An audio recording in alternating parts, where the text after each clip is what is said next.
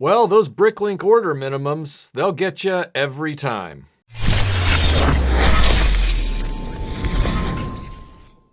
A while back when I was getting all those bricks together for that Lego Indiana Jones tank, I had to go through a lot of different Bricklink vendors, and a lot of them have order minimums, which means sometimes you gotta snoop around and find something else you want if you really want to get those bricks from that vendor. Or you gotta back out, delete them out of your cart, and start looking for a different vendor, which is a pain when they have a ton of the bricks you want. Fortunately, one of the vendors had a boxed item that I remember seeing when I was in stores years ago, and it was the DC Universe Superheroes Lego line, and it was the only piece in the entire line that would draw my eye when I was at the store. And it was the Lex Luthor sort of battle armor suit that came with Lex Luthor, Superman, and Wonder Woman. I thought it was really cool. It reminded me of the superpowers days of Kenner back in the 80s. And I thought, if I ever picked up one item from this line, it would be that one. But I didn't buy it because I wasn't collecting Lego. Well, this one vendor had it boxed, and it wasn't very expensive, and it was enough to get me to the order minimum so that I could get my bricks. And I had it here for quite a while, and I thought, I need to finally break this out, build it, and enjoy it. Well, I knew when I did that, it was gonna cause a mental avalanche, and it did. Like so many good potato chip brands, Lego is you can't have just one. You're gonna want more after you eat the first one. And I put this thing together. I really liked it. I really liked the way it looked. I loved the way it really referenced that Bronze Age DC Comics kind of feel and vibe. I loved that it came with a classic Superman minifigure, not a Man of Steel Snyderverse style or a New 52 style, but your quintessential classic Superman and equally classic Wonder Woman. When I was growing up, it was all about Kenner superpowers and the Super Friends TV show, and Lex Luthor at that time was a mad scientist, and in the Kenner superpowers line, he had that awesome green combat armor on. And so this Lego set really kind of brings that up to date. He's now the evil billionaire inside the armor mecha, but the armor itself is a reference, I believe, to that original body armor that he used to wear in the Bronze Age of the comics. And we also get a classic Superman and Wonder Woman to fight him. When I was a kid and I was collecting Kenner superpowers, I only collected it for a very brief moment in time. I was still in the middle of Star Wars, and I was buying Mask, and I was starting to get into G.I. Joe. And so superpowers was a very focused kind of thing. I only wanted certain characters, and I never got all the ones I wanted, which wasn't actually that many. I collected Superman, Batman, and Robin, and I wanted Wonder Woman and Lex Luthor. And unfortunately, I never ended up with Lex Luthor or Wonder Woman, and the only vehicle I wanted that I also didn't end up getting was the Batmobile. Flash forward to now, and not only do I have all the Kenner Superpowers vehicles and figures I wanted as a kid, but I also have all the others that I started to admire as an adult collector. And then when I put this Lego set together, it started to bring all that back around for me. I saw Superman and Wonder Woman fighting Lex Luthor in his sort of green kryptonite armor, in this case a mecha, and I thought,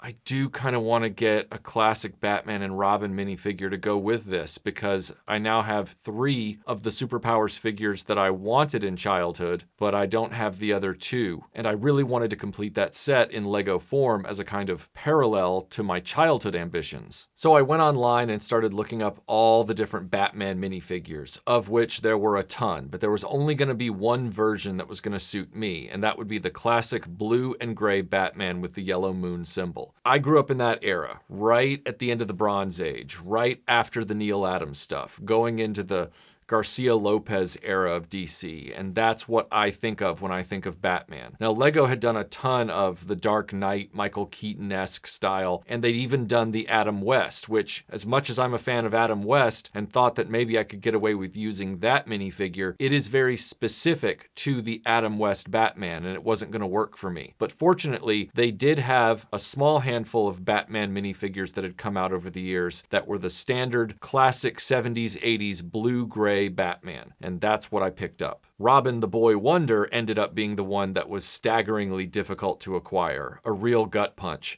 because my Robin is the Robin that's not wearing pants. He's the kid in the bare legs with the elf shoes. That's the Robin that I grew up with. And they've only really made one official minifigure of that Robin, and it came with the Adam West Batman Wayne Manor playset. That was the only way to get that Robin.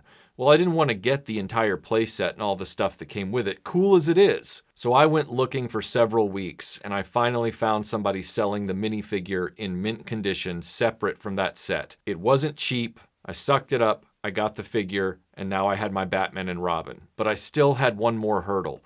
I needed the Superpowers Batmobile in Lego form, or something close to it.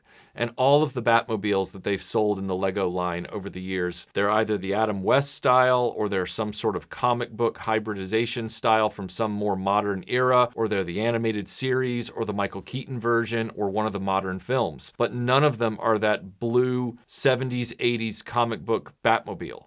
And specifically where the Kenner Batmobile was concerned, it was sort of a hybrid tribute of the Adam West version and the one that was in the comics at the time. Well, fortunately, with my experience by that point with Rebrickable, I went looking, and I found a custom Superpowers-style Batmobile done in Lego. It had the dual orange canopies, it had the black and yellow bonnet on the front. It looked like the Superpowers Batmobile. So I got the plans, then I had to get the bricks from a few vendors over the course of a few weeks, and then the build began. Unlike the Last Crusade tank or even the unreleased Temple of Doom, I'm not going to sit here and exaggerate and say this was a complicated build. It only took a few hours, and it was a lot of fun to do. And the designer really put a lot of effort into getting something akin to the Kenner Superpowers playability into it. So not only does it have all the right styling cues in general, it's not exact because it's Lego, but it has a lot of the same styling cues and proportions. It has a ton of instrumentation and special control panels inside, just like you would imagine. The closest thing you can get in Lego to the classic bat symbols are on the sides on the doors. And even though the Kenner Superpowers version of the Batmobile has that spring-loaded extended front bumper, the designer of this Lego version did incorporate a front-end feature. The bonnet of the Batmobile lifts up slightly to reveal two spring-loaded missiles that are activated at the push of the dashboard console. And that was an extremely cool touch because the activation for the mechanism is very subtle and well designed. The Batmobile also has a small storage trunk if you want to put batarangs or anything inside, and as with many Lego minifigures that have capes, you do have the inconvenience of not being able to put Batman and Robin in the seats of the Batmobile unless you first remove their capes, which is annoying, but that's not unique to this vehicle, that's unique to Lego. All in all, it's really great to see this grouping on display on the shelf in my TV room. It's weird to see my childhood Superpowers ambitions scaled down to Lego, and in a way modernized or just a little slightly redesigned in the case of the Batmobile.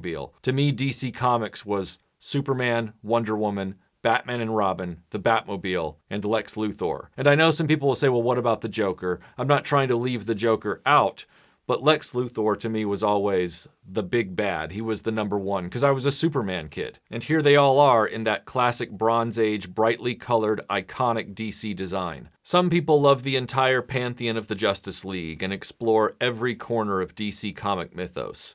I didn't have that ability growing up as a kid. I didn't have all those comics and all that knowledge. I had the Super Friends on TV, I had the Christopher Reeve movies, the Adam West and Linda Carter television shows, and then what my brain distilled from that. And in this case, it wasn't about the Justice League or the Justice Society.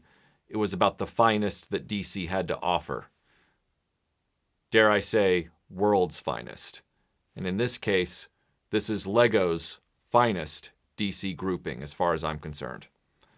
Thanks for watching, and I'll see you on the next video.